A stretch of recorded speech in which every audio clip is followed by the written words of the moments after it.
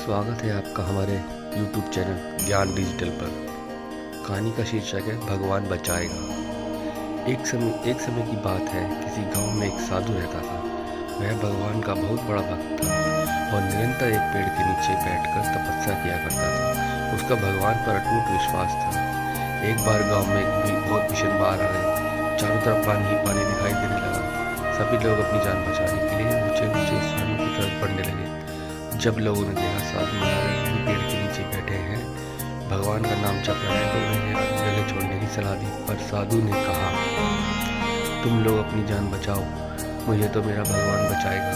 धीरे धीरे पानी का स्तर बढ़ता गया और पानी साधु के कमर तक आ पहुंचा। इतने में वहाँ एक नाव गुजरी। मल्लाह ने कहा, हे साधु महाराज, आप इनका नाव पर सवार हो जाइए, मैं आपको सुरक्षित स्थान तक पहुँचा दूंगा।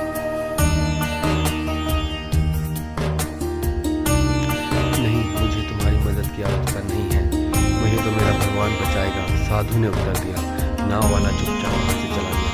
कुछ देर बाद बाढ़ और प्रचंड हो गई। साधु ने पेड़ पर चढ़ना समझा और वहां बैठकर ईश्वर को याद करने लगा। तभी अचानक उन्हें गड़गड़ाहट की आवाज सुनाई दी। एक हेलीकॉप्टर उनकी मदद के लिए आ पहुंचा। बचाव दल ने एक रस्सी लटकाई और साधु को जोर से पकड़ने के लिए बोला, पर साधु फिर बोला, मैं इसे नहीं पकड़ूंगा, मुझे तो मेरा भगवान बचाएगा। उनकी हट के आगे बचाव दल भी उन्हें बगैर वहां से चला गया और कुछ ही देर में पेड़ बाढ़ की धारा में बह गया और साधु की मृत्यु हो गई।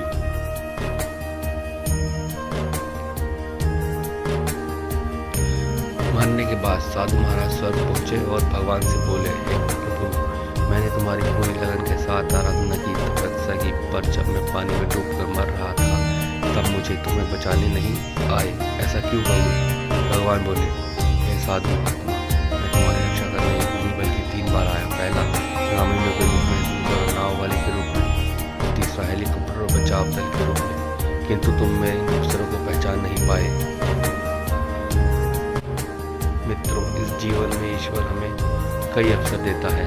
इन अवसरों को प्रकृति कुछ ऐसी सोचती है कि वे कहीं प्रतीक्षा नहीं करते हुए वे एक हम दौड़ते हुए घोड़े के सवार होते हैं जो हमारे सामने से गुजरते हैं। यदि हम पहचान कर उनका लाभ उठा लेते हैं